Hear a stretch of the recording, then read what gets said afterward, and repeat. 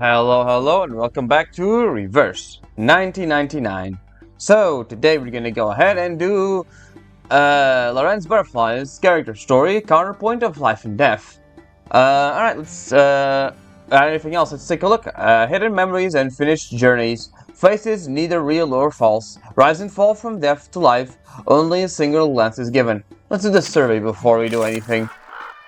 Let's see. Lingering glow team, yeah, makes sense. Combat, science, they both take lives. The only difference is who pulls the trigger. Let me see. Yeah, let's just do this. Go. A new toy. La nuit vient de périr dans le flot des séphirotes. I can hear it.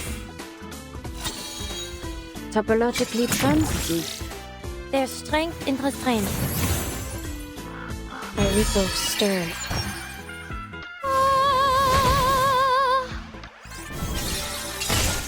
Yep. Peace and quiet.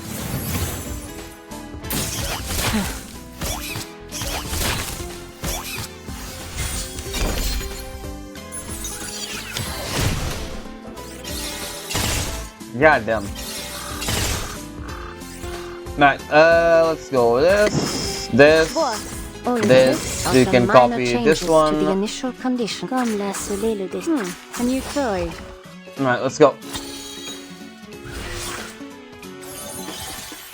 I will remember your name.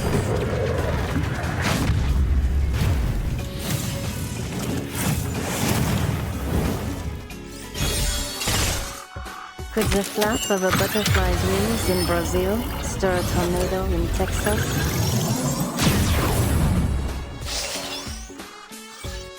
The overflow of the Sephiroth.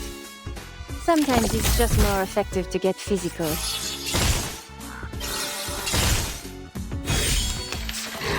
I'm no stranger to pain. There's strength in restraint. A sacred charge.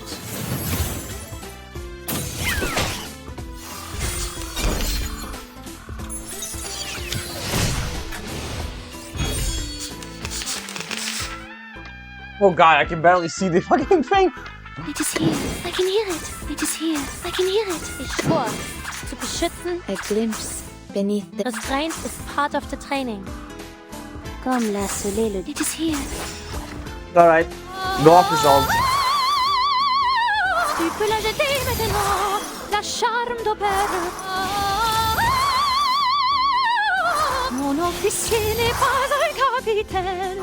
I will remember your name.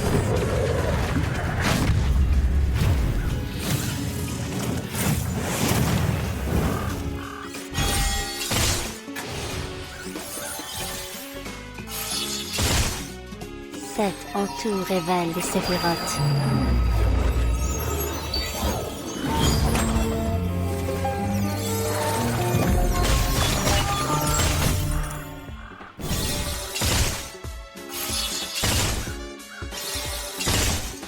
Please, stop this violence. Fate has revealed itself to you. Oh, this violence! There's strength in restraint. They're never gonna be able to kill us, my guy. It's a shame I never got mocked there, though.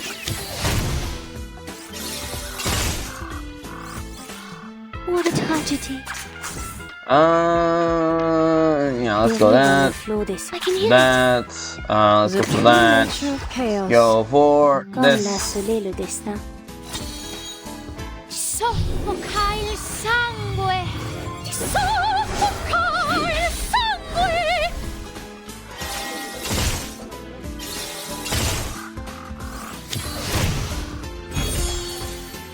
A secret reveal. Tu peux la jeter maintenant. La charme d'opère. Fun, is it? The tremors of fate.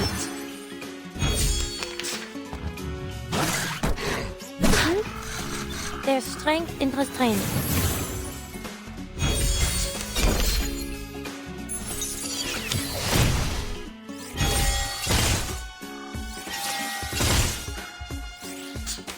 Alright, Eclipse. All it takes are some minor changes to the initial let's go condition. for this. Ich schwör, to restraint is part of the training. Set en tout révèle les séphirotes.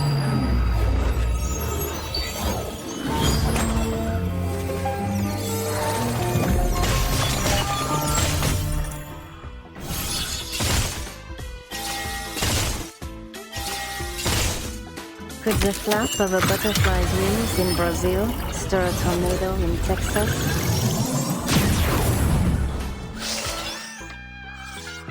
I will remember your name.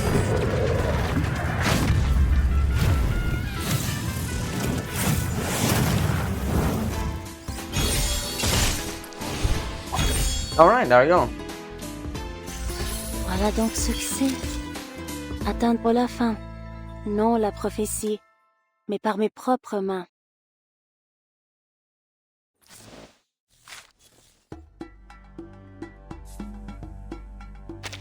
Alright, let's see what this thing is. It's the normal 8 stages. Okay, yeah. Let's go. Part 1, a soggy ideal. That's a hell of a name.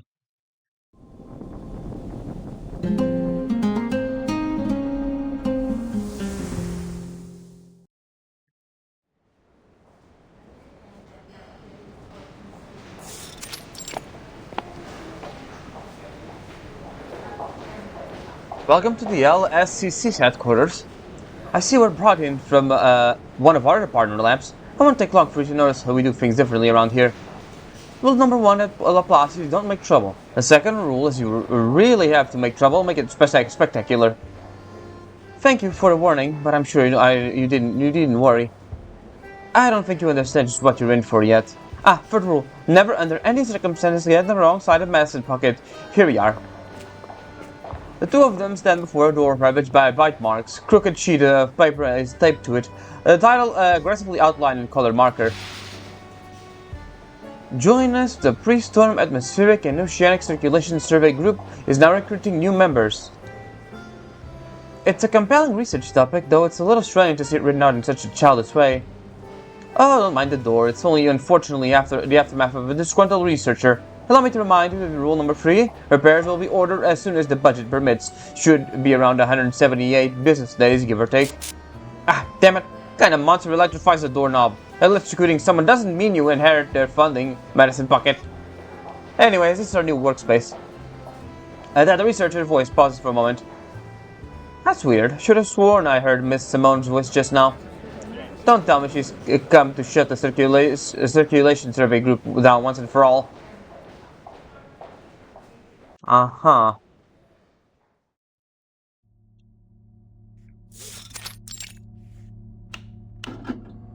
Inside the observation room, the assistant stands before the circulation survey group's only 2 members. Rachel, that's a new person. Which is it? Good news, bad news, or something in between? Rachel. Tous les mêmes, just like Miss Simon speak. I'm sure she'll tell us whatever the case may be. It's a tepid attempt at calming her colleague, and it predictably falls flat. I know. It's either spectacular good news or catastrophically bad news. There's no middle ground. Rachel, Marguerite, I have good news. The Pre-Storm Atmospheric and Oceanic Circulation Survey Group Field Research Proposal has been approved. That's great. That is excellent. Finally. We can finally begin preparations for our first field study. But her colleague seems hung up on something entirely different. Aha! You know, you're the third person to ever say our project's entire name correctly. Does it mean Laplace is finally going to give us the attention we deserve? I dare dream that you might even increase our budget. I mean, it is a kind of a mouthful to say all that stuff, so... I'm afraid not. Brilliant! Fine, but at least tell me what all those pamphlets I sent out paid off. I even mailed copies to all our partner labs. Putting you a hair's breadth from violating the Storm Confidentiality Agreement, you should know better than to reveal that kind of sensitive information without approval. Nevertheless, you did achieve their intended effect. Huh? Really? What do you mean? We received a transfer application from a researcher at the South Wales Meteorological Centre. She expressed interest in joining the Circulation Survey Group. South Wales, huh? Marguerite, you might be familiar with her. She attended Cambridge around the same time you did. Is that so? I'm glad. Well, it's a big university, but who knows? It would be nice to see a familiar face. The mild-mannered researcher wears her usual smile, though her actual emotions beneath are harder to read. Come in.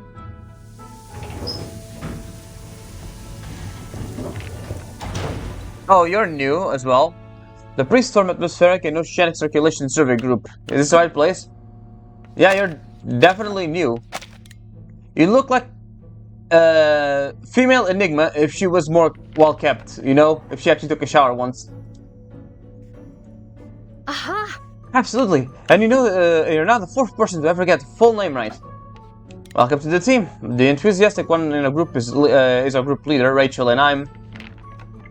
The newcomer's eyes survey the ash-blonde researcher and then holds a long stare. A brief silence follows. Marguerite, it's been a long time. You might not remember my name. Call me Colwall. Please have a seat. I'll outline the specifics. Although your field expedition has been approved, we believe your safety protocols require further revision. For example, your evacuation has been set to 8 hours before the storm countdown ends. We can't justify leaving it any closer. But the timekeeper's storm warning was only give us 24 hours. That won't give us much time to observe the storm's effects. Could do 1 hour instead, 2 maybe?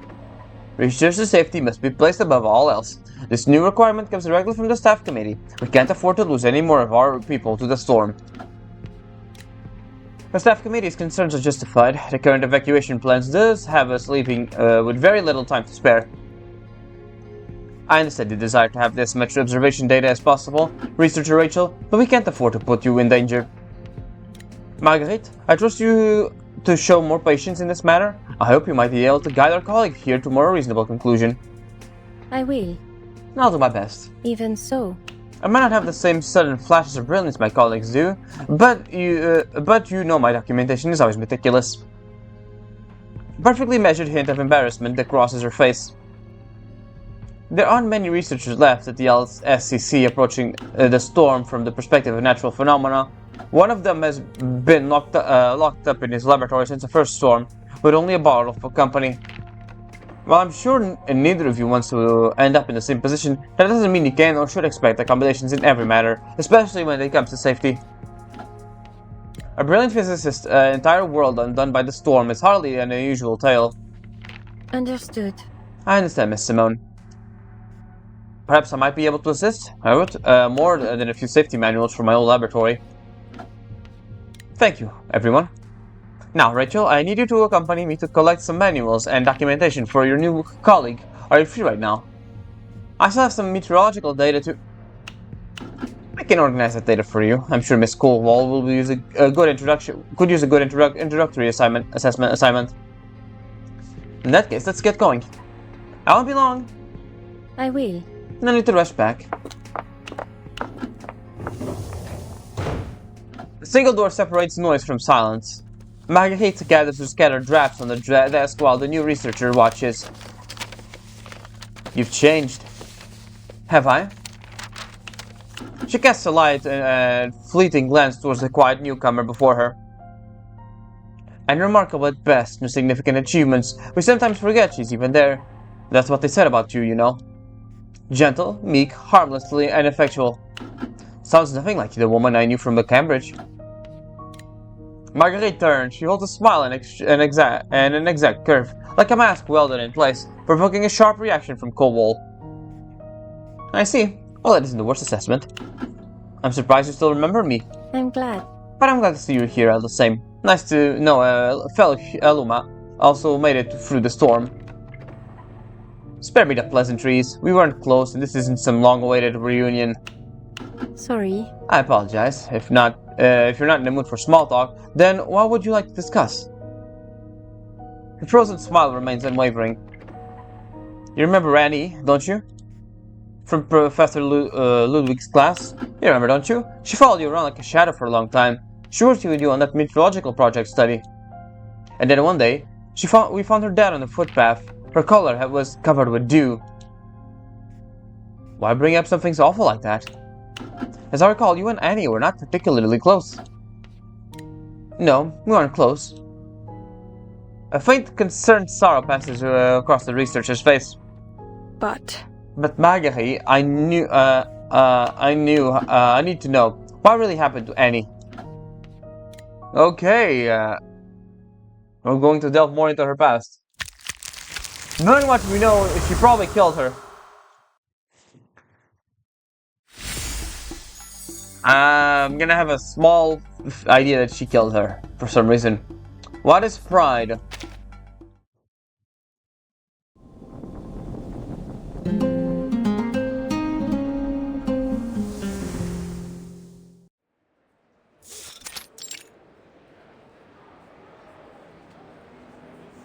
Cambridge University, 1987. A cold, damp wind brushes the treetops. At the lectern, Professor Ludwig pauses, momentarily distracted by the rustling. In short, even a system ruled by fixed equations can produce outcomes that appear entirely chaotic. It feels like reading the phenomenology of spirits. Precision so dense, it leaves you lightheaded. To be clear, I'm not assigning you any additional philosophy reading. That will be all for today. The class disperses. As he collects his papers, he observes a small cluster of students lingering. Marguerite? Professor Fot. Oh, isn't Fot like the an Egyptian god that looks like a crow? Fot. What an absurdity. I don't even look like an ibis. Right, it's an ibis, I guess. Humorous nickname aside, I'm curious. It's been a while since you transferred to my class. How are you adjusting? Everything's going well, thanks to you. As for my coursework, I believe my research reports speak for themselves. The student before him explains with an air of nonchalance. Yes, on the atmosphere neutrino anomaly and its implications for oscillating models. An excellent paper, indeed. Objectively speaking, it's somewhat ahead of its time. Still, physics ought not to regress simply because the era lapse beginning behind. It appears you've adapted not only to academically, but to this era as well. My concern is unnecessary. This era. She turns the unexpected phrase over in her mind. Oh, you haven't forgotten what happened in 1999. To teach philosophy is the most absurd profession in the world. That is precisely why I stand here today in the capacity of a visiting physics lecture. Cambridge has taken an interest in the research underway at Laplace's Pleasance branch and extended an invitation for me to teach when time permits. The events of 1999 cut short my appointment with it and my chance to sponsor you. I'm pleased to see you also survived the storm. You're not curious to know how I survived? Would such knowledge alter your academic progress? Of course not. Then it's not of my concern. There's a lecture on aerospace experiments at the orbital station next week. You're welcome to sit in. Thank you for the invitation, Professor Fott. Your unique humor strikes again, Marguerite. 3 o'clock, Thursday. Once assured she has noted the details, the IVN professor inclines his head courteously and departs. Goodbye, Professor Ludwig. Professor Grand, a enigma. I do hope your every appearance brings a new puzzle with it. Things will be rather dull otherwise. The transfer student looks over the equations and notes left on the board with a vacant expression. Did you need something? You've been eavesdropping back there for a while now. A figure rises from her seat, visibly flustered. I'm sorry, I didn't mean to. I'm Annie. You're Marguerite, aren't you? The one who wrote on the atmosphere neutrino anomaly and its implications for oscillation models? Marguerite looks up and studies the girls addressing her.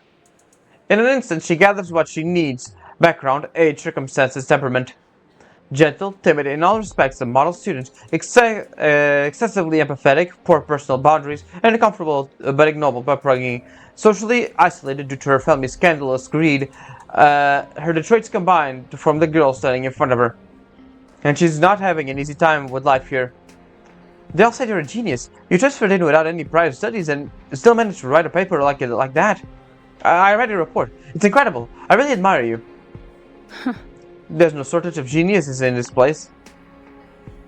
The treasure student glares at the notebook from the desk. Her intentions is not difficult to discern.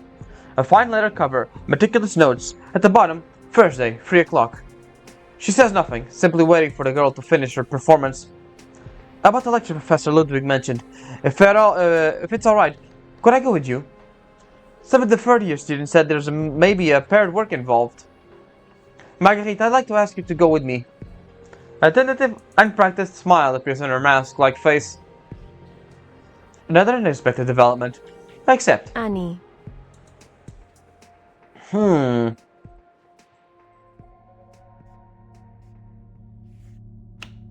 Annie.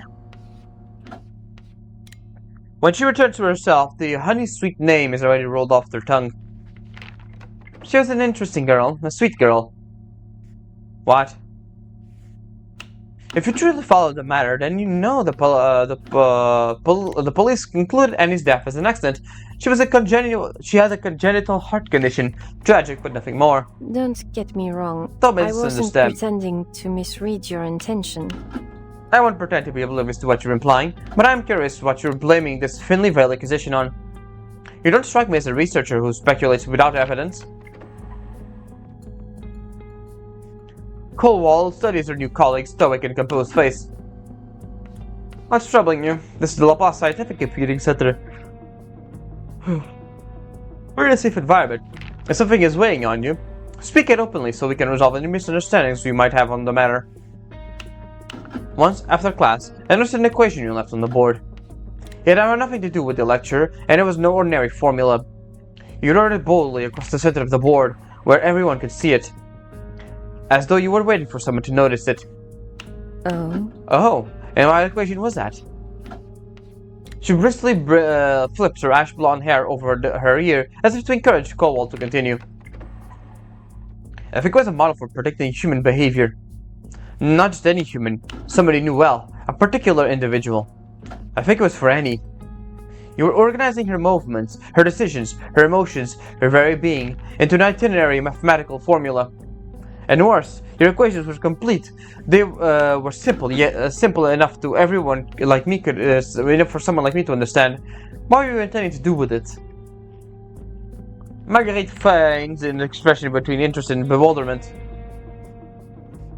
Suggesting that I modeled an entire person into a single mathematical formula. An intriguing, and rather original hypothesis, Researcher Colwall. Don't patronize me, Marguerite. Sorry. Very well, my apologies. If you truly believe these were some hidden motive or culprit behind Annie's accident... Marguerite stops herself, then reaches along the folders and papers, withdrawing a notebook before handing it over to Colwall. The letter elegant but aged, a tinted yellow with time. Something stirs at Colwall as she takes the notebook and opens it. This is... neat handwriting, structured lecture notes. Orbital Station, 3 o'clock, Thursday. She kept Annie's diary this whole time? This is Annie's notebook. I don't understand why you have this. This morning I saw a dispatch list on Simon's desk. The pen name Colwall appeared frequently in Cambridge student papers. You predicted all of this from the beginning. And this is the clue you were looking for. Colwall hesitates, but the temptation of the truth is too strong for her to rest on pride. She takes the notebook and leaves. With Colwall gone and the room empty, Marguerite slides her empty teacup forward. A silver kettle descends from the chandelier, tilts slightly, and pours tea neatly into a cup. Another pinpoint accurate prediction. I actually put a surprising amount of thought into choosing between the chandelier-mounted kettle with release system and the breadcrumb launching file apparatus. The kettle isn't the only thing that descends from above. Soon enough, her hidden colleague lowers himself as well. I do hope next accident proves more interesting. Whatever you need, just let me know. On that topic, if there are any dimension of your current research that might benefit from my assistance? Xavier, Oh, I like that she changed. They did change to Lorenz Butterfly. I didn't even notice that. Yeah, when X started talking to her, she changed to Lorenz Butterfly again. Xavier, you're clearly not here out of concern for my research. Xavier? That name belonged to a stray eagle rescued from some long obliterated ruins. So? And it's likely vanished into the storm by now. Consider your name yours now, Xavier.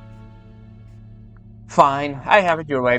Speaking of Eagle, I meant to check out our Eagle Scout has been doing as your assistant. Oh God, Eagle is okay. Yeah, that's a bit of a bad idea. I mean, I was the one who recommended her in the first place. It'd be real disappointing if she turned out to cause you any trouble. Objectively speaking, she's a good kid and a competent assistant. If I didn't know that you have only handed her over to me because you were too lazy to teach her properly, your concern might come across more believable. You are well aware that my pedagogical contributions tend towards the spectacularly impractical. The two institutional infiltrators exchange annoying glares, silently abandoning the subject. I noticed you have been unusually invested in the circulation group, so I came to spectate the proceedings for myself. You're just looking for a little amusement, aren't you? And your chandelier kettle and breadcrumb launching file apparatus don't qualify as amusement? Our definitions are evidently divergent. Go ahead and keep playing with your boring circulation team, but when you're free, come help me with my jet-powered inverted glider. That seems like a bad idea, X. I intend to be occupied for the foreseeable future. Oh boy.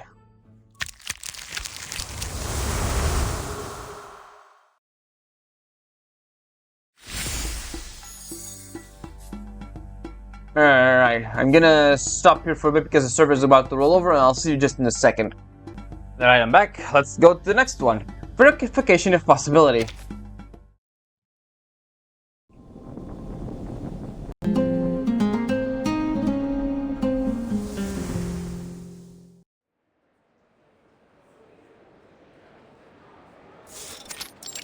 Hallway of Cambridge University. Marguerite! Marguerite! The shots draw near, accompanied by the rapid footsteps. Is something the matter? You left so quickly after class. I've been chasing you halfway across campus. I just wanted to say this is amazing. Our project got the highest mark in the class. I know this was mostly because of you. No, the credit belongs to you, Annie. You designed the proposal and handled data analysis. I merely organized the results. The indifferent transfer student observes the girl with clinical focus. She calibrates the muscles of her own face accordingly. At last, she produces a smile identical to Annie's, a flawless imitation. You're smiling, Marguerite. I haven't seen you smile like that before. Of course. Why wouldn't I smile? I'm thrilled. There's really so much I can learn from you. Me? What can you possibly learn from me? You possess a certain gentleness. An overabundance of empathy. Oh boy, that's not good. And such selflessness. And kindness indiscriminate in its application. You think about others constantly. Is she like a mimic, like getting traits from other people so she can mimic them later? And therefore, easily overlooked and undervalued. Yeah, definitely something really fucking weird is happening here. I've learned a great deal from our time together. I've reached a conclusion. I intend to integrate this into this university environment the way you do. That was surprisingly direct. To tell the truth, you're the first real friend I've made here. Oh, Annie, I don't think she's an actual real friend. Thank you, Marguerite. Oh, man. Thank you, Marguerite. It's only been a month since we were approved, and we've already finished our updated fieldwork proposal. Cool stayed up all night refining the first draft of the safety regulations. Her caution and precisions are a real reason we'll finally pass review. Thanks to that meticulous framework, we can now set our evacuation to just 90 minutes before the storm. Oh, of course, she deserves equal credit. I should formally thank both of you. You're far too kind. I'm just as interested as you are as to see whether this research leads There are a few projects here at Laplace that have nothing to do with the Arcanum. Within the genuine warmth of this interaction, the puzzle researcher blends in without the slightest awkwardness. If the storm of purely scientific teams is banded, Rachel here might be the last researcher that has maintained a strictly materialistic analysis of the phenomenon. Most have already given up as a physicist explanation seems impossible. Physical explanation. Well, I'm glad to know there's at least someone who appreciates my vision. If a theory is even remotely possible, it's worth putting to the test. A hypothesis has reasons for existing, and if it bears the slightest chance of being true, it's worth testing. It all started with a eureka moment. Newton and his apple began their journey with a flash of insight, well, perhaps several. From watching an apple fall from deriving the laws of universal gravitation, then reconstructing it under general relativity. Yes. Exactly. Proving that science can still explain the post-storm world is my top priority. Do you feel the same, Researcher Colwell? Desire to use scientific order to understand apparent chaos. Her near-perfect imitation of a gentle-looking look sent shivers on Colwell's spine.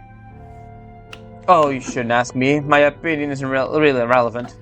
All theoretical research to me is just speculation from an ivory tower. I prefer more practical work. A sudden chill falls over the conversation. For a moment, only the scratch of pens and tapping of keys remain.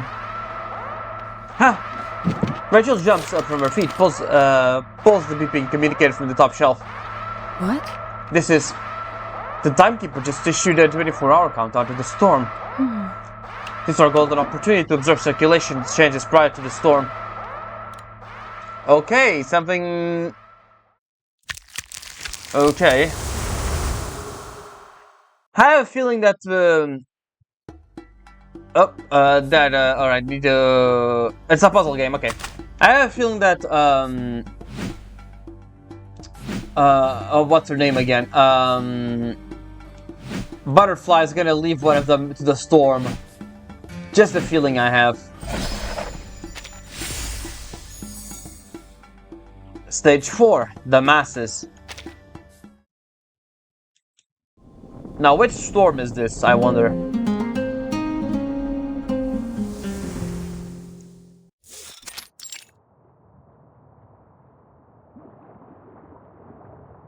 Final equipment check. Huh? Why would this component fit right? A pair of warm, dry hands. A pair of warm, dry hands settles over Rachel's trembling shoulders. I'll take care of it. It's fine. It was sooner than we expected, but everything is processing according to plan. I'm just nervous. We don't know what changes the storm might bring in the future. Every occurrence is a rare and a unique opportunity. She takes a deep breath, forcing her hands to steady. But... Our equipment here is woefully inadequate. Look at these anemometers. Anemometer caps. Some of them are broken. The field application approval came on short notice. We've improved so much, as much as we can with our time and budget. And we've done it all in a month on a remote coral island in the middle of nowhere. The only place that they let us try. The Foundation's local branch has to source this equipment from civilian suppliers. These things are so out of date and they might as well be using a coconut. But we're intelligent, resourceful women. We've got this. Alright, now before we set out, I stuffed a handful of compressed biscuits into my pocket and brought a thermos of hot water for tea. The water's still hot. So even if we fail to gather any useful observations, at least we won't starve. Excellent, Researcher Kowal has already taken care of our basic survival needs. And at least we have functional measuring apparatus. As long as this round of data can prove our hypothesis, we'll undoubtedly be able to apply for a thorough follow-up experiment. And while you two deploy the probe out at sea, I'll set out our trade winds and atmospheric pressure monitoring stations. By yourself? That's a long trip up. You know, we could... I work more efficiently alone. She says with such complete certainty that there seems to be no question as she turns around and walks out alone.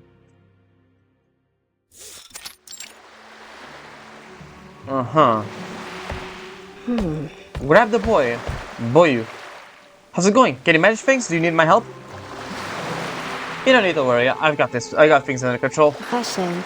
You know, Rachel, I noticed you're unusually tense. Can you blame me? I've been waiting for this moment for a very long time.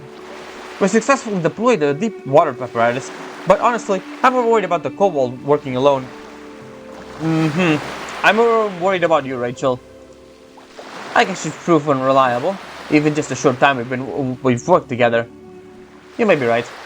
Still, if you notice that she's quite harsh whenever she speaks to you. No, especially, no. She has her own kind of way of speaking.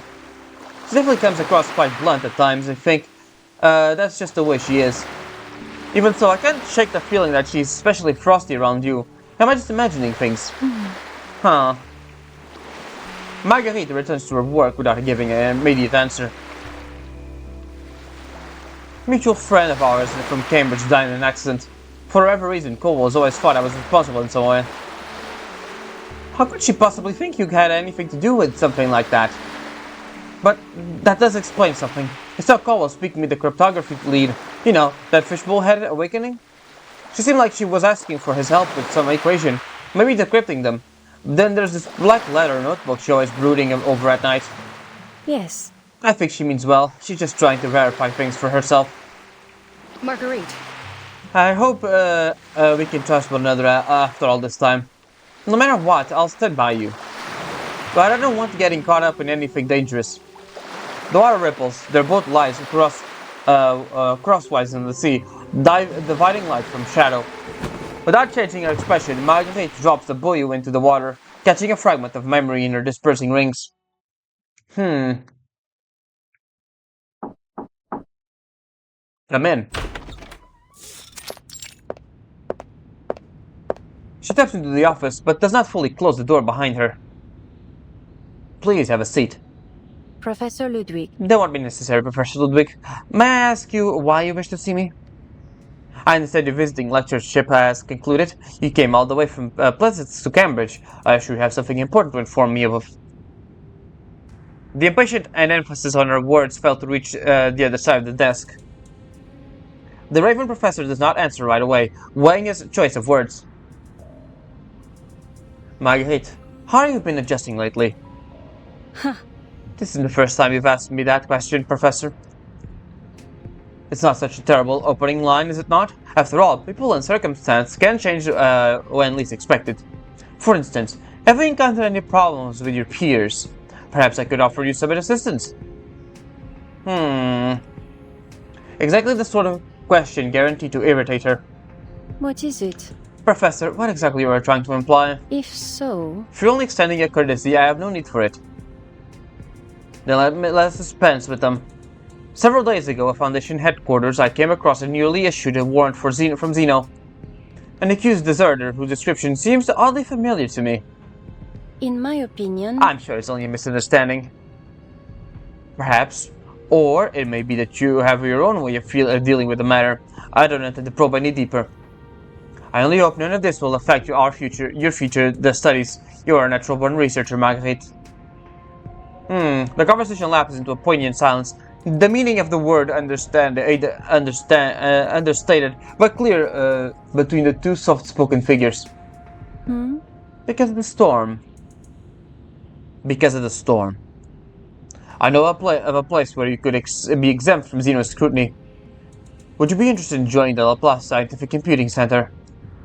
Okay, so Ludwig was the guy who gave her the entrance, huh? As Marguerite leaves the office, she encounters an eavesdropper around the corner. She finds surprise, although it is anything but. The girl seems to sleep anxiously. What happened? What is it, Manny? What are you doing here? Marguerite. What did Professor Ludwig mean just now? Are you in some kind of danger? You're not leaving Cambridge, are you? The half-closed door served as its intended purpose, just as predicted. Oh my god. Oh. Did you hear all that? I was just coming to find you. They told me you've been called to the professor's office. So I decided I would wait outside here for you. I really didn't mean to eavesdrop, but the door wasn't closed. It's fine. Annie, don't mind. It was anything confidential. Professor Ludwig offered me a position at the Laplace Scientific Computing Center. If I were to accept it, yes, it would mean leaving. There's something you wanted to tell me. For a moment, panic flashes across the girl's face. Oh, is that all? A placement in the LSCC really is an excellent opportunity. I've always been curious about how science could be aligned with Arcanum. In any case, congratulations. I haven't made up my mind yet. If so... If you are curious about the arcane of technology, you should think about submitting an application too. Oh, I don't think so. Her face pales as she rushes to explain. I've had enough of Not all that the I have chaos. anything against it, but I've never enjoyed the disorder that comes from Arcanum.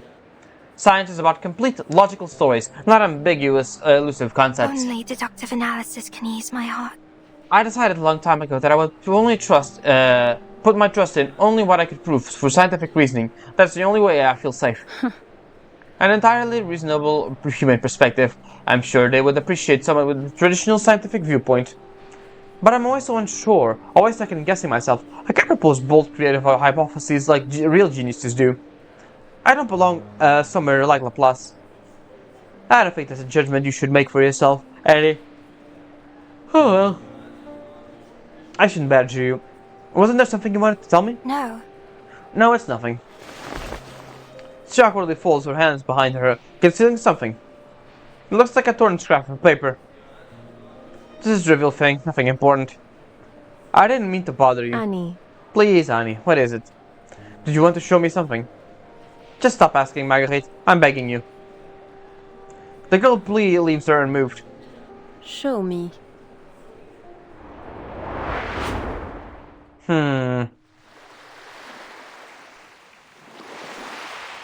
Rachel.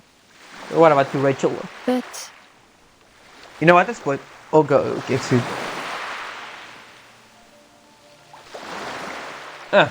Sorry, I got a cough. You know, at this point, I don't think anyone at Laplace agrees with your hypothesis of the storm you misplaced for natural phenomena. It's quite remarkable that you persevered despite it all. Aha! Ha, maybe so. But even if no one else agrees with you, doesn't mean it isn't true. After all, truth belongs to the hands of the brave few, so why not me? I know maybe people at Laplace think I'll just refuse to admit natural science has lost its relevance in the face of the storm. I am stubborn, that much I admit. I choose this path and I'll see it through. To the end. Even if it leaves you battered and bleeding. Even if it costs me everything. The words hang for a heartbeat. Marguerite studies the depth of Rachel's pupils. I see. Understood. That's admirable, truly. Oh boy. You really shouldn't have said that, girl.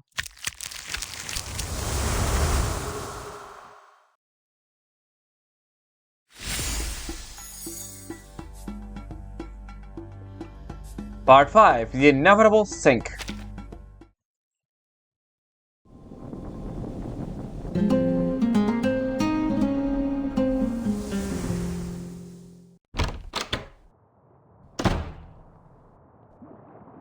After finishing the installation of the elevator monitoring equipment, Cole returns to their temporary outpost. Where's Rachel?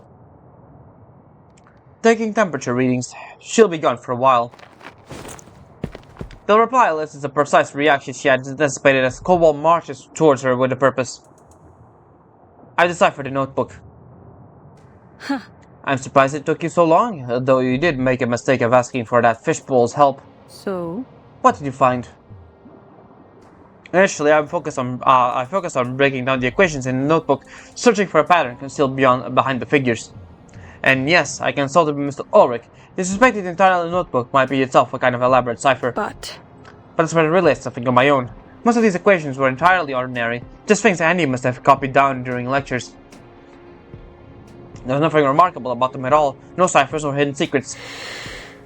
Cowell takes a deep breath. Go on. It seems like you thought this through. I'd like to hear it. Then I realized something. All these notes recorded Annie's entire academic life. From the equations alone, I could tell what classes she attended each day and what topics she was studying. It's clearer than any timetable. It's also clear that at a certain point, her mental health began to deteriorate sharply. Errors start cropping up in her calculations. The margins fill up with corrections she hasn't able to concentrate on her studies. Eventually, she made a significant computational error. I suspect that was one of the main reasons her research project fell through. The suffering she once had on paper now passes through her lips. Something happened to her shortly before her accident, a change in her personality. She wasn't herself anymore. The turning point was this day in late October. It was the day she wrote down your class schedule in her notebook. She was trying to find the time to talk to you. Marguerite, Tell me honestly, what did you two talk about that day? Did she tell her about the storm? Marguerite's expression is unchanged despite the frank accusation in Cobalt tone. After one of my classes in October 1987. And 1987 was the pleasant storm. So much time has passed, I can't recall anything specific. I won't let you brush this off anymore. No need to get upset, I'll answer whatever questions you have truthfully. I did hear that before Annie passed away, she was going through some difficulties. Marguerite observes her colleague's growing frustration, the anger that tugs at every corner of her face. After allowing the silence to stretch, she speaks again with an unhurried pace. I think I remember. Late October. I didn't see Annie around that time. I remember. It was the day Ludwig offered me a position at Laplace. Annie overheard a conversation outside the office, and she reacted rather unusually. I suppose it might have been around that time when she really started to withdraw. She had no confidant, no mentor she could trust, and as far as I could tell, she was quite lonely. And eventually that led to her accident. So, you're saying that because you left, Annie ultimately chose to end her own life?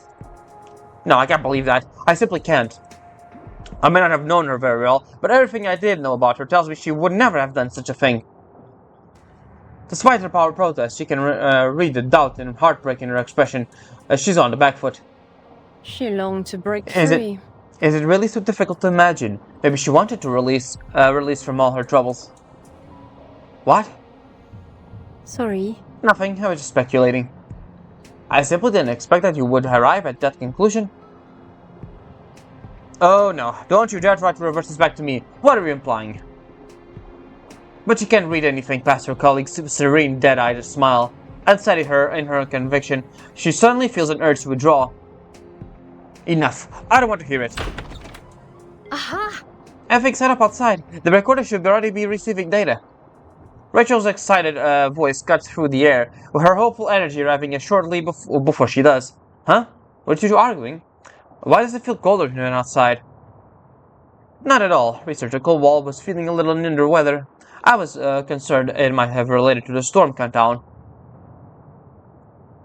I'm fine. I'm not showing any symptoms of storm syndrome. We have first aid supplies on hand. If you feel unwell as well, tell me immediately. Wait, what's going on here? Marguerite turns towards the recorder at Rachel's side. It's receiving data transmitted from the deep water probe. That's a massive fluctuation in such a short interval. Did something happen? What's happening outside? Rachel pulls out a sheet of paper, rapidly converts a signal and sketches a curve. Either the probe is malfunctioning, or we just detected something extraordinary. They consolidate the data, and Marguerite writes down the set of highly simplified equations. Variables entered, approximations computed, the result is unsettling. This energy value. It resembles the global climate phase transition. It's difficult not to associate it with the storm. But the probe didn't complete its transmission. How is that possible? Perhaps a sudden shift in the temperature and depth caused the signal to stall. A worse possibility is that they never resurface at all. If that's the case, recovering the probe itself will be extremely difficult. Marguerite, you designed it. What's your assessment? It shouldn't be so fragile that it can't withstand this level of fluctuation. So the probe itself could be trapped down there. The last signal was at coordinates CO23. We should be trying to recover it.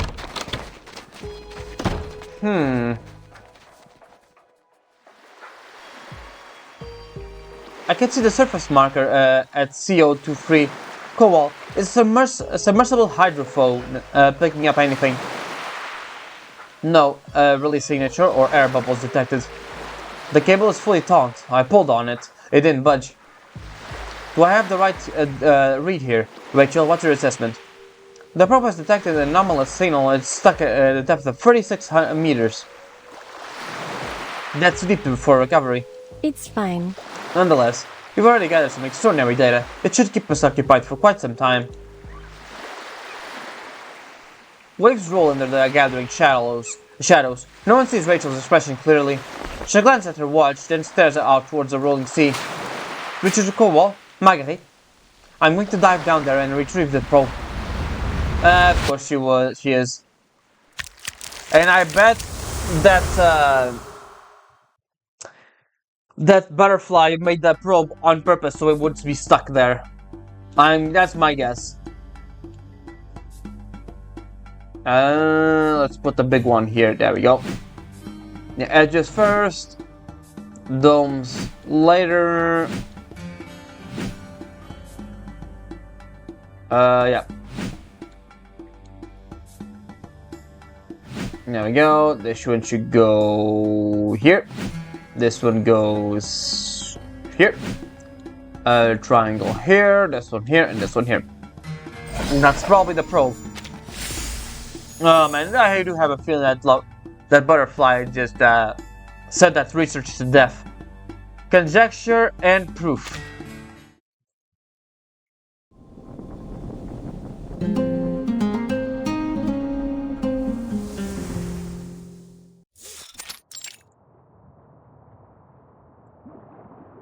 What? Have you lost your mind? You don't have the training for a deep dive like that. Besides, our suits aren't even rated for that depth. There's no reason to risk your life over a probe. It's only a bit over 20 meters down. 36 meters. This probe is of critical importance. It's the only instrument that recorded the anomaly. If we can't retrieve the physical unit, we may never get a second chance. This was just our first field expedition with half-baked equipment. Everything is still in its infancy. The recorder clearly captured all the transmitted data leading up to the anomaly. If we're not recovering the probe, it will be enough. Why are you trying to get yourself killed? Are you really that naive, Cobalt? We both know these remote readings are far too unreliable. If we can retrieve the unit and calibrate it again, the baseline probe, against the baseline probe, then all we have is our isolated readings. They would laugh at us out of headquarters. But...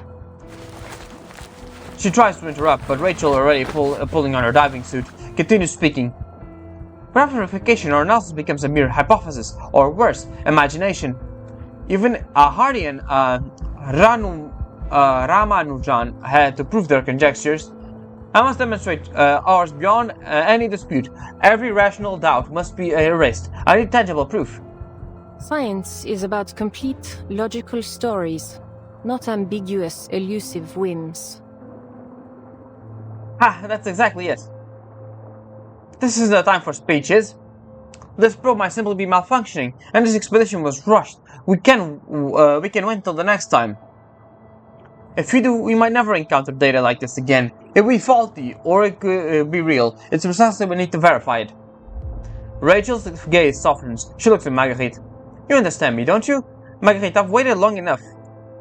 Her silence is like a mirror, and in Rachel seems to see her own conviction reflected. I've always lived my life for science. The history of science is filled with brilliant minds. The modern world is built upon that history. After centuries of ignorance, we finally separated myth from materialism. And the storm came, and everything reset to zero. Rachel lifts her head, looking out where are the waves, making a final choice in her heart. All those geniuses, mathematicians, and physicists who dedicated their lives to defining the laws of the universe. What was it all for?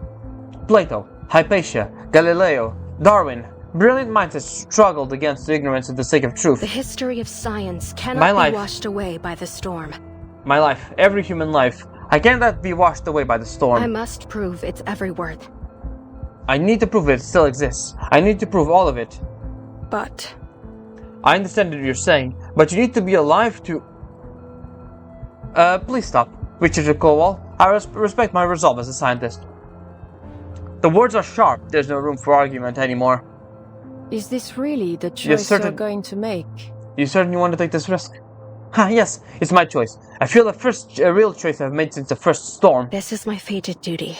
Call it fate, or call it deterministic ends for an uncaring universe. I don't care. It's my last chance to justify my life's work. Then I won't stop you. Of course you won't. Wait. A surge of anguish detonates in Cowell's mind. She recalls Annie's face swallowed by shadow, and the familiarity terrifies her. Rachel, don't think this is strange. That means too coincidental. Data can be fabricated. Instruments are temporal. All of this feels so unreal, like someone else is guiding you towards a specific end. Hmm? What do you mean, Cowell? Are you questioning my scientific integrity? Or are you accusing Marguerite? That'd be ridiculous. I don't know what happened between the two of you back in Cambridge, but I don't have the time for this here. It's easy to accuse without evidence. No, Her tongue swells and trips. All she has is intuition, not evidence. I mean, well, we all know how desperate you are to show science alone is capable of explaining the storm, and now this opportunity, it feels too good to be true, too perfect. Enough. I appreciate your concern, but it's my decision to make. There is nothing more to say. I'm going to retrieve the probe.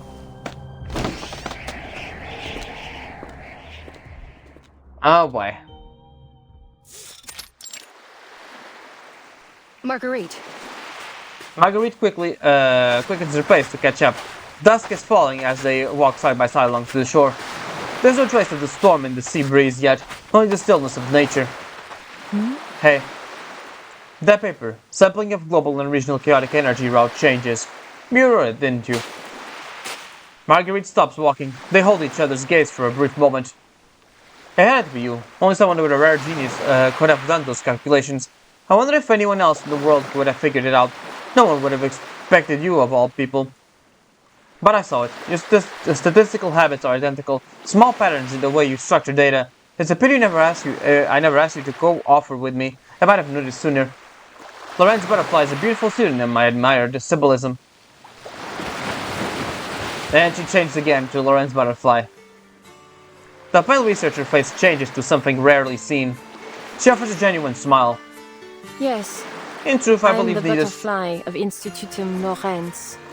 I've never believed that we could unravel the secrets of the storm with science alone. In truth, I believe neither science or technology can unravel the secrets of the storm. Our goals are diametrically opposed. I wouldn't have been much of a co-author. Our ideals are in direct opposition. I see. And now I realize why that component didn't fit right either. I assume you modify your probe to fit your own ends. So Lorenz Butterfly, what did you do it? What did you do to it? Nothing substantial. I believe I've added the module desired to monitor chaotic energy. But there is something else. You know what? That under our new safety regulations, we have to leave at least 90 minutes before the storm. That was our compromise. Ha! So that's why it didn't surface. Recovering it too early would compromise your observations, just as leaving it down there would compromise mine. Bring it back at the right time, and you'll have my thanks. You mean at the very last moment before the storm sweeps us all away? No, I'm curious. What could possibly keep me down there for so long? What else did you leave me down there? Don't worry. I'm sure you'll have sufficient oxygen. You better add me as a co-author in your next paper. The words don't land right. Too bitter for a joke, too genuine for a barb. Rachel? I'm afraid your contribution wouldn't warrant co-authorship, Rachel. I'd like to think wavering my life might earn a footnote at least. But it doesn't matter now. Marguerite, countless times you stood firmly and unconditionally by my side. Now I'll do the same for you. Farewell. Dear Marguerite. Dear Marguerite. Her path flies before her. She refuses to wait another second. Well, at least she knows what she's going into.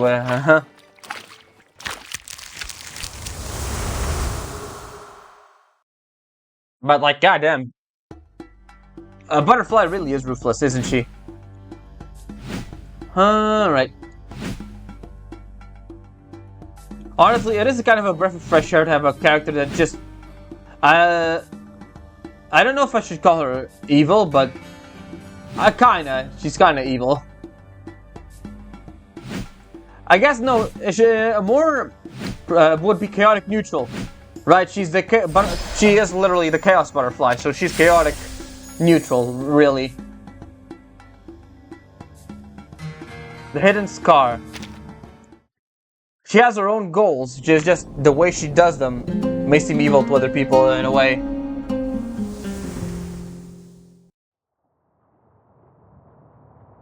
Now poor cold wall. A severed rope lies wet in the center of the table. It once tethered Rachel's diving suit. Coldwell's every suspicion proved true, and now she sits on a desolate island with the accused. I don't understand why she did it.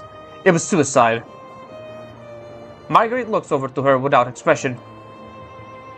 She was prepared to sacrifice herself for her research. In this era, where the storm has stripped science to its meaning, it was her last stand for reason over chaos. Why would you think of stopping her? If she dies because of this, it'll be the end of everything. No future, no possibility, nothing. Was there any accident like this as well? Does it matter? Would you want to hear the answer, even if it might destroy you? Yes. Of course. This is the first time you've implied there's more to her accident. Speak plainly. Have I made it any implication, or have you been trying to read suspicion into my answers? You want Annie's death to have something other than an accident. You want a culprit to hold responsible. When it comes to Annie, you never asked me for the truth. Coldwall clenches her fist. Sorry. Oh, forgive me. I finally remember what else happened that day. That day, late October 1987, the day Annie came to see me, the turning point as you call it. She pauses, smiling, waiting for Coldwall to ask. What happened? She lets the question hang in the air, then, as if to toy with her, answers with a question of her own. Do you remember how I correctly predicted that you were coming to Laplace? You said you saw the dispatch list on Simon's desk. My designation was on it. And I'd used that alias to publish in a few pieces in the Cambridge student papers. Your memory serves you well. Maybe you remember all the trouble Annie had after those scandals involving her family's business became public? She said her parents' business dealing with were just the beginning. They were walking on thin ice with the law and with the tabloids. She wouldn't dare comment on anything political at school, or even the slightest bit controversial. She was dead quiet, anything to stay under the radar. Now that I think about it, that month must have been a significant time for you as well. I remember. I recall it was the first time the name Coldwall appeared at the campus papers. 1987. Just stop asking, Margarine, I'm begging you. She pleads, but the girl before her only friend remains unmoved, pressing her to expose the wound instead. Show me. What did you bring me? With barely any effort, Marguerite snatches the scrap from her hands. In the struggle, the paper is torn into pieces and scattered across the floor. I got rid of the latest student newspaper. I remember the hunger and the cold. I remember the cold dust in my father's hands. I remember my mother's sobbing cries when the news of my father's death came. I remember the rage that crushed me into the earth with the weight of a mountain. Oh, a piece written by a student from a mining family. Both her parents passed away 2 years ago. That name, how fitting, like a wall of coal rising from the excavation pit, faintly luminous in the dark. Annie. Would you care to explain what's going on? Oh, was Annie's family responsible for the mine or something like that? They mentioned Butterfly mentioned something about her family's greed. Maybe they didn't actually have good. The mine didn't have any safety features because of the father wanted it to be cheap or something like that, and that's why Coldwall's father died, huh? The girl before her shivers fearfully, her hands trembling at her side. So, indirectly, as in the wings of a butterfly flapping in Brazil, the Coldwall writing in her paper about their family dying was what resulted in Annie dying. That would be fucking crazy. People think I'm just responsible for their deaths as my father. They think of me as a monster, or at best a child of a monster. I don't blame Coldwall. It's been like this since people found out about them. I've been painted with the same brush. They look at me and see a spoiled brat. I've given everything by the worst of the kind of dirty dangerous in this exploitative industry. All this article did was give them an excuse to unleash their hatred. It doesn't change anything. I don't know what to do, Marguerite. I'm not sure I blame them, but I didn't choose my family any more than they chose theirs. No one chooses their circumstances. I saw Coldwall today. I don't think she even noticed me as I walked by. Those were precious lives. Seeing her, Lost before my eyes. Seeing her, knowing that she's been through, I don't feel like I deserve anything that I have here. I can't look at her without feeling I was the one who let her father die and killed her mother with all that grief and pain. She had to fight for full scholarship, just for a chance to end up on equal footing with me. So maybe I deserve all that scorn. Maybe that's just what I get for benefiting from her pain. Yep, and that's exactly what's gonna happen. The butterfly effect from Coldwell writing her paper is what resulted in Annie's death. Her trembling hands slow with exhaustion. I'm sorry, Marguerite. I shouldn't have troubled you with any of this. You must think I'm being ridiculous. I should go. I should never have bothered you in the first place. She turns and slinks away, looking as pale as a phantom. Oh, man. Night has fallen and their evacuation timer continues to tick down. In their tiny outpost, Cobalt reels back, inadvertently knocking over a chair. I never spoke to her after that day. Even so. I suppose I did take notice of her change in behavior, but I didn't see how it would concern me. She never reached out to me at any rate. Annie. She was sweet, really. Probably too sensitive, but kind. And then a few weeks later, there was a theft in the lab building, sensitive medical compounds among them, and the kind necessary to induce cardiac arrest. Who can say? It may only have been a coincidence. Gowal struggles, suddenly feeling choked with some unrealized emotion. I never meant to make her feel that way. I was bitter, of course, but I never blamed her for what happened. I just didn't want people to forget what happened to my parents. Was it me? Did I cause Annie's death? No conspiracy, no hidden manipulation, just me. The other woman shrugs. You were so unsettled by the idea that her death was an accident. Oh. Strange. All this time, you've thought I must be guilty in some way. But it's never one thread that pulls the news. Everything is connected, every word, every action chips next, like the flapping of a butterfly's wings. But Annie said it well. No one chooses their circumstances. You couldn't have known that penning that touching memorial to her family could light a fuse that led to her demise. But then, perhaps on some subconscious level, you sensed that there was more, that unease you felt led you to look for a culprit. To Annie's only friend, a reclusive transfer student with an unclear past and a habit of writing strange equations on blackboards. It was my indifference that allowed all this to happen. Because I let them torture her for something she couldn't have changed. But that still doesn't explain everything. That equation you wrote, I swear it was modeling Annie's behavior. That's why I suspected you. A chill spreads through her body. Wait, that equation you wrote it for me to see, didn't you? Right down to my first day at Laplace, you predicted all of this, didn't you? So what the hell is this? You let me think I was acting on my conscience, what I was searching for the truth. All while I was just acting on a formula you already solved. A study of human behavior and decision making, but I wasn't even the data. I was the proof, a walking replication. But why? Why would you do this? And what about Rachel? What role did she serve in this sick formula of yours? I encourage you to solve that for yourself. The answer is quite simple, but I would hate to interrupt your process. Confusion, disbelief, incomprehension. She excels at solving problems and eliminating impossibilities. Setting aside the risk Rachel faced in all her elaborate staging, your ultimate goal was to delay the probe retrieval. You let her go out there just to make sure you got reliable data. Her conclusion defies all reason, yet it seems to be true. So, all was it to prove you're furious about the storm. She lets Clowall study her face without any answer, and in return, she reads from her an unprecedented mixture of danger and exhilaration. A teleport you disc. seem upset.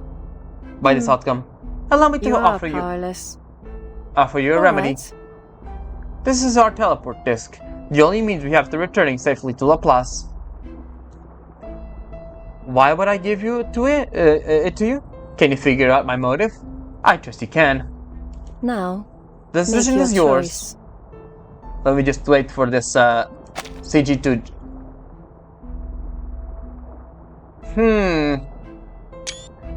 Lorenz, I have a feeling you already know the answer for this. You could choose to leave me stranded here in the storm, to punish me without worrying about morals or laws. Leave me here to face the storm. In this one moment, you have the chance to bypass society, morality, and the law. Pass judgment as you see fit. Or allow me to return safely to Laplace with you and see whether your hypothesis is correct. You're completely insane. A monster impossible of comprehension. What will you do?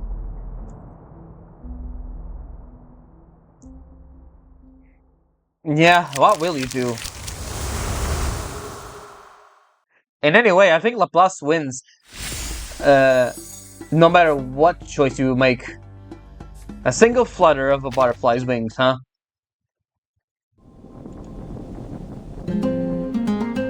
Now say what you will want about Laplace, she's a master manipulator. And the storm arrived. The storm descends once more, eroding the remnants of 1987. Inside Laplace Scientific Computing Center, some researchers pause their work and stare at the absurd, distorted world outside. Others move faster, seizing the rare window to conduct experiments. The storm. She casts a detached glance at the others and continues, not once breaking her stride.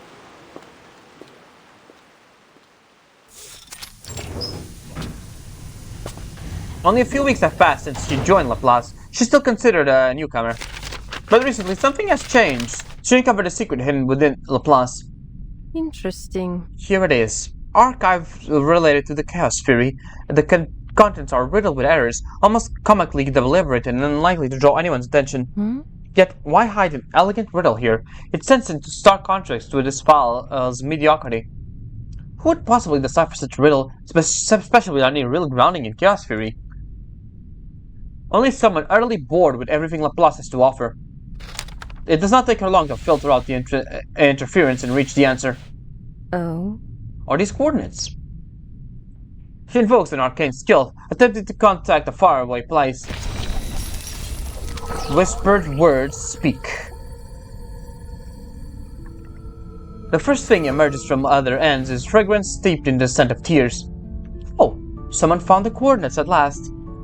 You're the very first to decipher the puzzle I concealed within Laplace. I wasn't much of a challenge. Ha! Perhaps so. Once you consider the surrounding challenges, it becomes significantly more difficult. For instance, it was hidden in a neglected file, one riddled with errors and reliable for deletion at any time, and Chaos Theory stands in direct opposition to Laplace's doctrine. So? So? But how exactly are you, madam? My name and identity are irrelevant. I have lived a very long time, and such labels no longer matter to me. I am no longer within the Laplace Scientific Computing Center, nor am I under the Foundation's jurisdiction. I left those coordinates to invite you into a secret society hidden within Laplace, Institutum Lorenz. Tell me, dear, would you like to find the very first butterfly that caused the Earth's storm to fall? So yeah, Institute Lorenz has the theory that the storm was caused by the first butterfly. The storm and the first circulation observation end abruptly. Beyond the ICU doctors, Cole and Ulrich stand vigil over a sleeping figure. Will she recover? I'm afraid I have no more insight than you on that account than you. The medical personnel have relayed to me that Rachel was suffering from severe oxygen toxicity, resulting in severe respiratory distress and retinal damage. She hasn't been responsive for any attempt to wake her. In short, she's in a coma. Her monitoring equipment indicates that during the probe recovery, she experienced some kind of unforeseen underwater accident. Something severed the instrument cable, causing it to float several hundred meters away from its original coordinates. It greatly delayed our recovery time. There's no explaining how. We might as well conclude that a shark decided to take it as a chew toy. The truth of the matter is, we have to wait until she regains consciousness. She is also exhibiting mild symptoms of storm syndrome. Fortunately, the observation point was far from the epicenter of the storm, though thankfully the distance from the epicenter greatly reduced its effects. She's handled it well. Fortunately indeed. Perhaps that too was part of the design. The ferrofluid doesn't grasp her meaning. This kind of work is simply unsuitable for fragile humans. Mr. Ulrich, I would not wish for even you when awakened to violate protocol by returning to safety at the very last moment before the storm falls. As for a single set of data, all for a single set of data. The ferrofluid rests placidly on the center of its helmet. But there are certain dangerous tasks that you have no choice but to undertake, and we awakened are simply better equipped. Yeah, the Hoffman knot experiment was one of them, right? Let's hope researcher Rachel wakes up soon. Otherwise, our natural physics department may be reduced to just Adler. One may as well just declare the whole world defunct. Now then, I'm off to lead Lorenz Butterfly's latest paper. She calculated several coordinates where supernatural phenomenon may occur, suggesting a connection to the core mechanism of the storm. Though I really don't understand how these provocative letters always manage to bypass security and end up on my desk. Supernatural phenomena, it is indeed a compelling direction. Ulrich turns towards her in a sideways glance. You surprised me, Kowal. I thought you had a little interest in exploring the Arcanum Fury. Ah well, I simply come to understand something. Her true objective is surprisingly simple. The words bounce off the glass exterior without understanding. Who do you mean, Lorenz Butterfly? Forget it. Mr. Ulrich, I had no interest in Arcanum Fury whatsoever. I would never have joined Laplace. After all, the storm is unquestionably an arcane phenomenon. But I do not believe science has become obsolete in the face of the fact. The rules of the universe have simply changed beyond recognition. It's time for science to embark on a new path. By integrating Arcanum. Exactly. In that much we agreed. At Laplace, most consider Institutum Lorenz an affront to science. I, however, remain undecided. As Lorenz Butterfly wrote in her letter. Only through Pneuma can we understand chaotic energy. Only by monitoring the ebb and flow of chaotic energy can we measure the storm. I don't entirely understand her methodology, but I may yet reveal the truth of our world. I'm curious about this, Lorenz Butterfly. What sort of person do you think she is? Kowal gazes at their sleeping companion beyond the glass in quiet contemplation. A genius, unbound by rules or limitations. Maybe even basic manners, but a genius. That much more we know. That much no one can deny.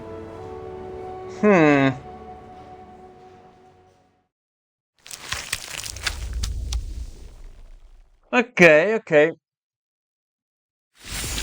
So yeah, at least we got a little bit of a more info into her psyche, I guess you could say. Butterfly is an interesting character, I will say. I think one of the definitely the more unique characters that this game has put out here. Very chaotic, neutral type character, doing things that no one understands, so that she may have the results, right? It's definitely a very unique character, very complicated character too. Basically, she joined Rachel's team basically so she could get the data she wanted. She calculated this whole thing, proved just so she could get that data, huh? And poor Kowal too, being shown that her rant was basically the reason why her fellow student died. That's kind of crazy, honestly. But yeah, that was very interesting insight into Butterfly's character. Very definitely interesting. So yeah, I think that's just gonna be it for now. Next time is gonna be the anecdote, and then the Whistling Blooms, which is gonna be Ramona. Is one. I'm kind of curious about her as well. What her story is gonna be. Oh, by the way, I also got in between parts. I got, where is she? There you go. Safabi joined the team finally. Welcome to Typhon's movie party. No, I think the only character I need to get to the original Timekeeper squad is Druvis, and then it's that. Let's go here and grab the war room thing before we end. Well, we got the Spathadia thing here.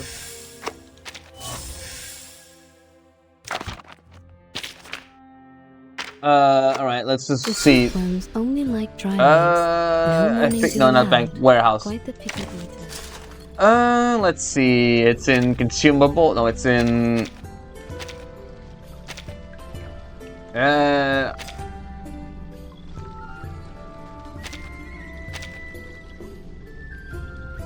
Oh, it's this one.